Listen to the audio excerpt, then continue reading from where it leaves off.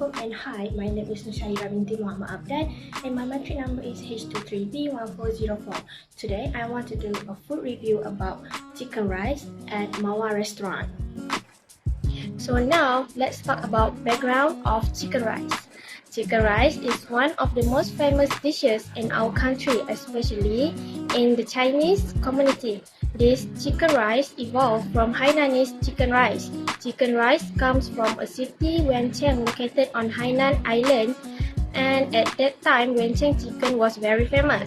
This dish will be served to guests as a sign of respect of every event. This chicken rice was first brought to Southeast Asia at the beginning of the 20th century and began to spread to Ipoh, Malacca, Kuala Lumpur and Penang.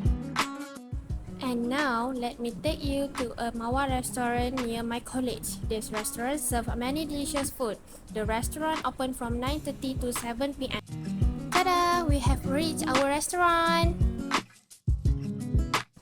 Let's order our food first. Tada! My food has arrived. This is chicken rice and iced tea from Mawa restaurant. The best delicious food after my mom. But still, my mom's cooking is the top one and second is Mawa restaurant. I miss my mom's cooking. And now, let me review one by one. The first one is rice. The taste of the rice is the taste which is complemented by chicken stock, ginger for fragrance, and butter to make the rice appear yellowish in color.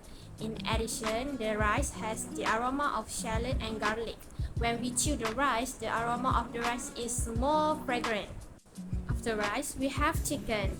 The flavor of the blends well with the ingredient they mix. Example, soy sauce. After that, they put the handmade soy sauce on the chicken and makes the chicken taste delicious and yummy. This is soup.